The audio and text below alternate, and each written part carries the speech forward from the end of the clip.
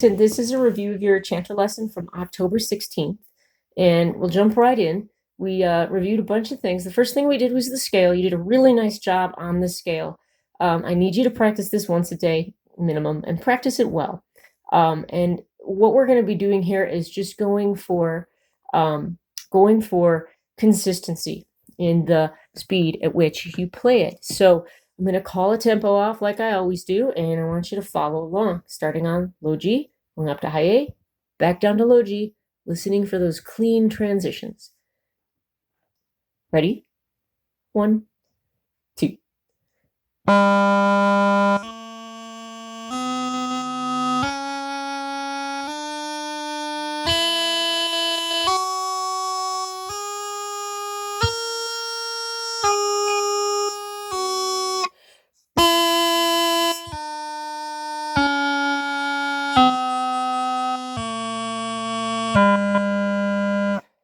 All right, I'd like you to do that with the recording, but also without the recording, so you can hear exactly what you're doing.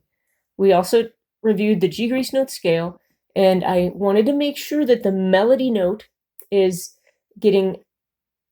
preceded by the G grace note. And so we talked about this at great length during the lesson. Sometimes if we don't lift the G grace note finger at the same time as the new finger's note, or in the new note's finger, excuse me, that you'll get an unintended sound. We'll get something like this. We'll go. Now that was supposed to be a G grace note from low A to B. It was supposed to sound like this. Okay, but sometimes if we don't lift this G finger up soon enough and the B finger comes up before it, we'll get a B before the G grace note happens. We don't want that. And so what I talked about was imagining that your G grace note finger is lifting maybe just a hair earlier than the other finger.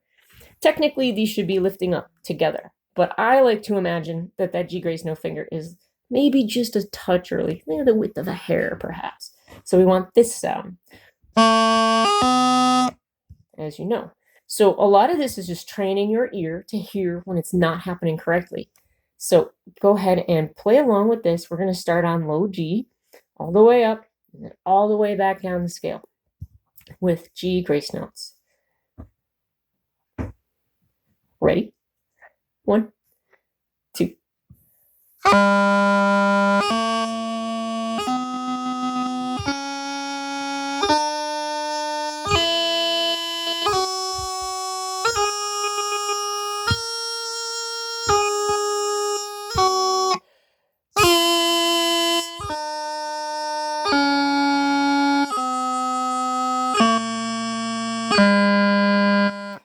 So if that is too fast for you in some parts, go ahead and pause the video, play it on your own.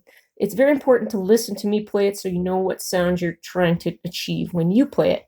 If you can play along, awesome. That's great. That's what you're working toward.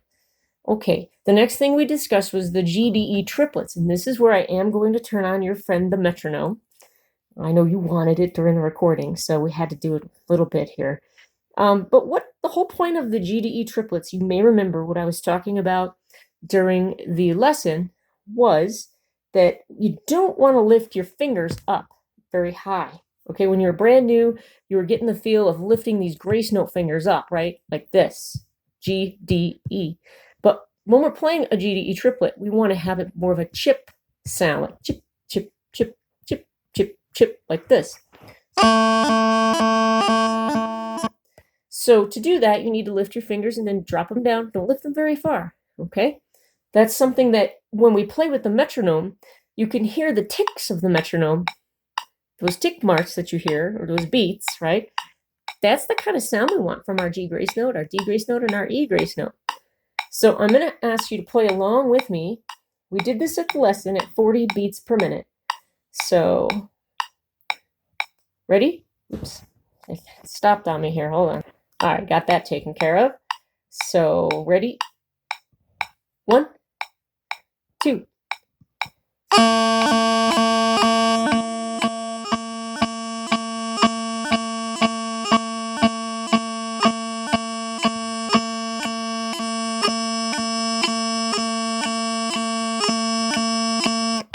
So that was exclusively on low A. And for now, I think that's just fine. I would like you to practice along with that and see if you can match the sound that my fingers are making with the duration of the grace notes. Not long. They're not hanging out in the air for a very long time.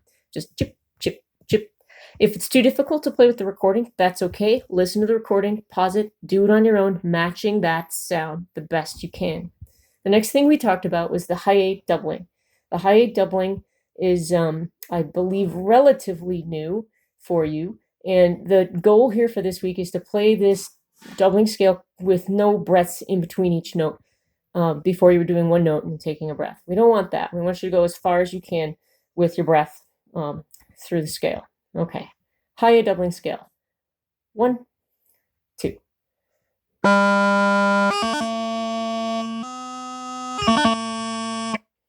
I just made a mistake. I'm sure you caught it. I just played a low A doubling on there. That is not what we were supposed to be doing. We're supposed to be doing the high A doubling.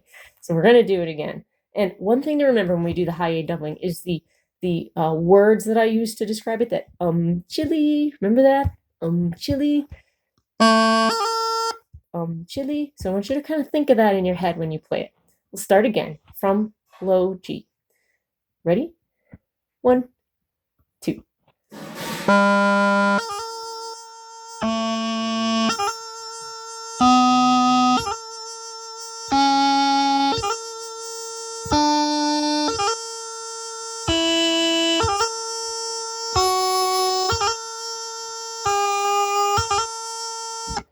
If that's too fast to play along with, pause the video and play it on your own with taking as few breaths in between the notes as possible.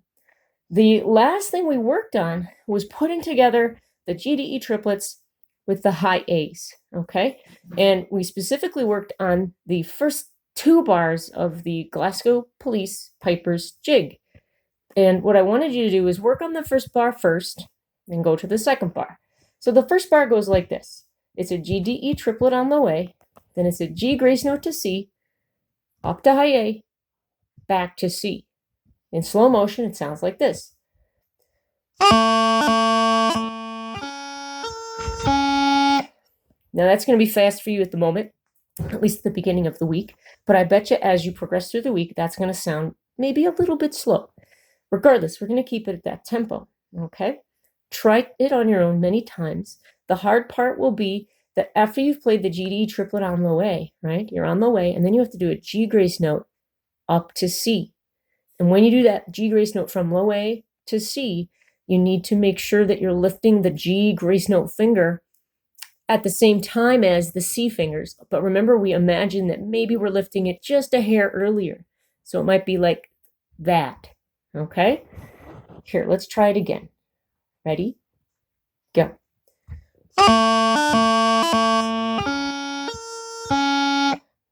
All right, that's something you should practice on your own. The second bar is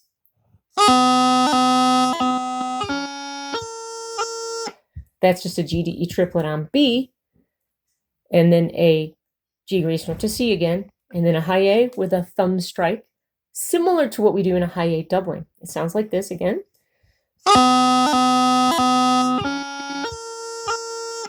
Okay, and you're welcome to practice those 2 bars separately for now.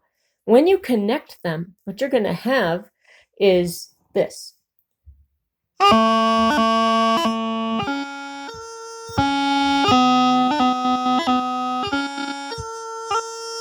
And what you notice is between bar 1 and bar 2, there's another transition. At the end of bar 1 ends on this note here, a C, right? And in the beginning of the next bar is a GDE triplet on B. So you have to go from C with a G grace note down to B.